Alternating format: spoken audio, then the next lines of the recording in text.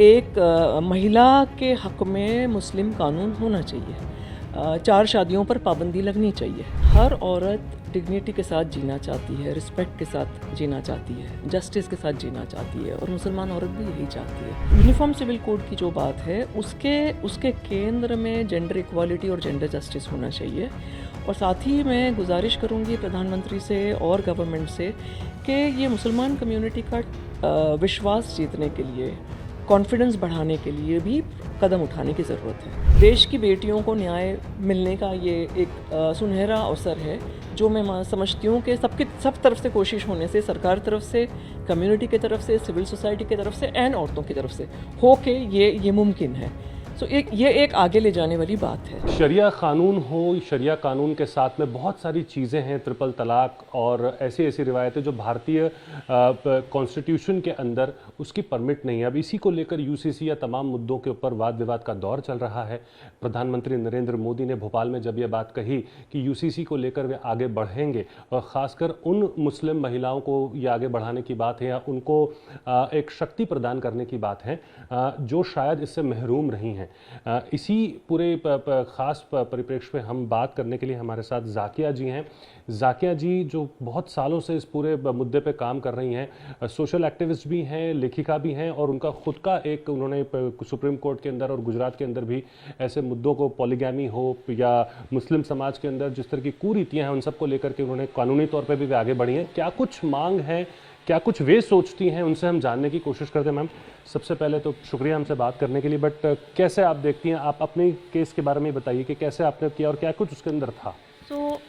हमारा जो काम रहा है मुस्लिम बहनों के दरमियान काम रहा है, और हम करीब 15 स्टेट्स में, देश के 15 स्टेट्स में काम करते हैं।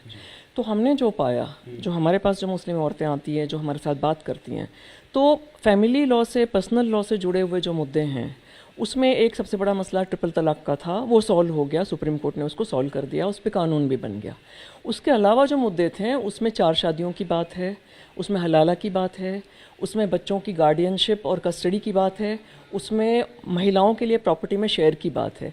तो ये सारी बातें हम चाहते हैं कि देश में मुस्लिम कानून के ज़रिए हमें मिलना चाहिए, क्योंकि कुरान ने महिलाओं को बहुत सारे हक़ दिए हैं, लेकिन वो हक़ ज़मीनी हकीकत में तब्दील नहीं हो पाए क्योंकि कोई कानून नहीं है। जैसे ही हम कानून में सुधार की बात करते हैं तो पर्सनल लॉ बोर्ड और जो कट्टरवादी, जो दूसरे कंजर्वेटिव धार्मिक गुरु हैं, वो सब बोलते हैं कि ये हमारे शरिया में दखल हो रहा है। वो बोलते हैं कि औरतों को हक़ देने से इस्लाम में दखल हो रहा है, लेकिन जबकि कुरान में अल्लाह औरत और मर्द दोनों को इक्वल ठहरा के, बराबर ठहरा के बात करता है, और कुरान में जो हक़ दिए हैं औरतों को, उसी को लेने की हमारी लड़ाई रही है। लेकिन जब हमने डिमांड किया कि कोडिफाइड मुस्लिम फैमिली लॉ होना चाहिए, तो हमारी किसी ने नहीं सुनी, ना मौलवियों ने सुनी, ना पॉलिटिशियंस ने सुनी। अब बात यहाँ आ गई है कि यूनिफॉर्म सिविल कोड की बात आ गई है, तो हम चाहते हैं कि इस तरीके से हमको हमारे हक़ मिल सकते हैं, तो हम औरतें हक़ लेना चाहती हैं। हमने जो स्टडी किया था, नेशनल स्टडीज़, करीब 5,500 औरतों से बात की थी और उनकी राय ली थी। तो ये सब औरतें चाहती हैं कि देश में एक महिला के हक़ में मुस्लिम कानून होना चाहिए। 4 शादियों पर पाबंदी लगनी चाहिए। जो मुस्लिम शादियां हैं उनका रजिस्ट्रेशन कंपलसरी होना चाहिए। बच्चों की सरपरस्ती का हक़ माँ को भी मिलना चाहिए। शादी की उम्र 18 और 21 होनी चाहिए। 15 साल की उम्र में जो शादी कर देते हैं वो बिल्कुल गलत है। ज़्यादातर औरतों ने हमको ये कहा। इसके चलते ही हम ट्रिपल तलाक मैटर लेके सुप्रीम कोर्ट गए। इसके चलते ही हम पॉलीगैमी का मैटर लेके सुप्रीम कोर्ट गए, जो इस साल अप्रैल में सुप्रीम कोर्ट ने हमारा पिटिशन एडमिट किया, और उसके ऊपर सुप्रीम कोर्ट ने सरकार का रिस्पांस भी मांगा है। और अब सरकार रिस्पांस इस तरह से ला रही है, लॉ कमीशन बात कर रहा है कि बातचीत होनी चाहिए, डायलॉग होना चाहिए, कंसल्टेशन होना चाहिए यूनिफॉर्म सिविल कोड को लेके। तो इसमें मैं समझती हूँ कि मुस्लिम महिलाओं के अधिकारों को हासिल करने के लिए एक बहुत बड़ी अपॉर्चुनिटी है, और हम इस प्रोसेस के साथ हम एंगेज करेंगे। और हम चाहते हैं कि जितने भी धर्मों में जो एफर्मेटिव प्रैक्टिसेस हैं, जो जेंडर फ्रेंडली प्रैक्टिसेस हैं, उनको इसमें स्थान दिया जाए। और जो डिस्क्रिमिनेटरी प्रैक्टिसेस हैं जैसे कि पॉलीगैमी, जैसे कि औरतों को प्रॉपर्टी में शेयर नहीं देना, जैसे कि चाइल्ड मैरिज करना, तो ये सारी प्रैक्टिसेस को ख़त्म किया जाए। सो हम देश का कानून चाहते हैं और हम चाहते हैं कि हमें हमारे कुरान के अधिक हक भी मिले और संविधान में दिए गए, कॉन्स्टिट्यूशन में दिए गए हक वो भी मिले। तो इसकी हम पूरी कोशिश करेंगे। मैम, दूसरी बड़ी चीज़ चूँकि आपने खुद ने कहा कि आपने भी एक अपना खुद का केस इसी सिलसिले में डाला है, उस पर अगर आप बता पाएँ कि क्या कुछ उसके अंदर था और कैसे आप आगे बढ़ रही हैं उसमें। मेरी स्पष्ट राय है कि कुरान आज के परिप्रेक्ष्य में 4 शादियों की इजाज़त नहीं देता। कुरान का संदेश यही है कि एक पति एक पत्नी। वो उस वक्त जो इजाज़त दी गई थी वो 1400 साल पहले की बात है। उस वक्त संदर्भ बिल्कुल और था, सामाजिक संदर्भ और था, राजनीतिक संदर्भ और था, और कुछ हालात ही कुछ और थे। वो हालात आज नहीं है, संदर्भ आज बिल्कुल अलग है। सो कुरानिकली स्पीकिंग 4 शादियों की इजाज़त नहीं है। अगर कॉन्स्टिट्यूशन की बात करते हैं, संविधान की बात करते हैं, तो भी यहाँ जेंडर जस्टिस के नाते देखते हैं, ह्यूमैनिटेरियन नाते देखते हैं, तो एक से ज़्यादा शादी की इजाज़त होनी नहीं चाहिए। तो कुछ यही बातें हमने हमारी याचिका में डाल के सुप्रीम कोर्ट में हमने जो पिटीशन डाला है उसमें यही सब हमने प्रे किया है, और मुझे उम्मीद है कि सुप्रीम कोर्ट हमें उसमें न्याय देगा। मैम, एक बहुत अहम चीज़ हमने कही यूनिफॉर्म सिविल कोड से। देखिए, हर तरफ अलग अलग रिएक्शंस। आपने कहा कि जितने भी थोड़े जो फंडामेंटलिस्ट सोच के लोग हैं या जो कंजर्वेटिव हैं, जिनका ये मानना है कि ये यूसीसी आने से उनकी इबादत में या उनके वे ऑफ वर्किंग के अंदर एक तरह से हस्तक्षेप होगा, प्रत्यक्ष या अप्रत्यक्ष रूप से, वे इसे धार्मिक एंगल से देख रहे हैं और कहते हैं कि कुरान से किसी भी तरह की छेड़छाड़ करना यानी अल्लाह की जितनी बातें हैं उनके आदेशों पे सवाल चिन्ह खड़े करना है।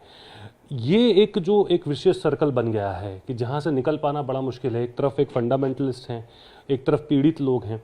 एक मुसलमान औरत आखिर चाहती क्या है, ये कैसे पता लगाया जाए और इसका रास्ता आप कैसे देखती हैं? क्योंकि पॉलिटिसाइज तो हो रहा है, सरकार भी कोशिश कर रही है, भले ही जिस सूरत में से लाया जाए। कैसे आप इसे देखती हैं? हर औरत डिग्निटी के साथ जीना चाहती है, रिस्पेक्ट के साथ जीना चाहती है, जस्टिस के साथ जीना चाहती है, और मुसलमान औरत भी यही चाहती है। यूनिफॉर्म सिविल कोड की जो बात है उसके केंद्र में जेंडर इक्वालिटी और जेंडर जस्टिस होना चाहिए। और साथ ही मैं गुजारिश करूंगी प्रधानमंत्री से और गवर्नमेंट से कि ये मुसलमान कम्युनिटी का विश्वास जीतने के लिए, कॉन्फिडेंस बढ़ाने के लिए भी कदम उठाने की ज़रूरत है। औरत यही चाहती है कि उसकी शादी हो तो वहाँ उसे रिस्पेक्ट मिले, उसे मान सम्मान गरिमा मिले, उसे उसके अधिकार मिले। तो ये तो सभी औरतों को मिला हुआ है। जैसे हिंदू मैरिज लॉ की वजह से हिंदू औरतों को सारे राइट्स मिले हुए हैं, क्रिश्चियन औरतों को भी सारे राइट्स मिले हुए हैं। क्योंकि मुस्लिम कानून हमारे देश में नहीं बनाया है। अभी भी हमारे देश में 1937 का शरिया एप्लीकेशन एक्ट लागू है जो ये सारी बातों पे खामोश है। तो हम यही चाहते हैं कि हमें समान अधिकार मिले। तो यही, और मुसलमान औरतें देश की नागरिक भी हैं, तो अन्य औरतों की तरह उन्हें भी हक है डिग्निटी से जीने का, सर उठा के जीने का। तो वो यही एक कोशिश है। और जो यूनिफॉर्म सिविल कोड की बात है तो उसको इंक्लूसिव बनाने के लिए, उसमें ज़्यादा से ज़्यादा एफर्मेटिव प्रैक्टिसेस को शामिल करने के लिए प्रयास होना चाहिए, लॉ कमीशन की तरफ से, मिनिस्ट्री की तरफ से, गवर्नमेंट की तरफ से। और सभी जो आवाज़ें हैं, अलग अलग औरतों की आवाज़ें, अलग अलग जो इदारे हैं उनकी आवाज़ें, जो प्रगतिशील विचार रखते हैं, जो जेंडर जस्टिस में विश्वास रखते हैं, जेंडर जस्टिस को बढ़ावा देना चाहते हैं, ऐसे सब लोगों की राय उसमें लेनी चाहिए। और मेरे ख्याल से एक बहुत ही इलाबरेट कंसल्टेशन प्रोसेस होना चाहिए।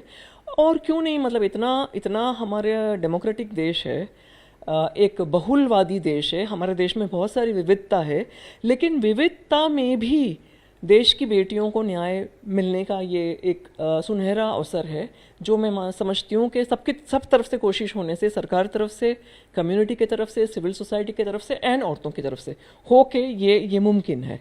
सो ये एक आगे ले जाने वाली बात है।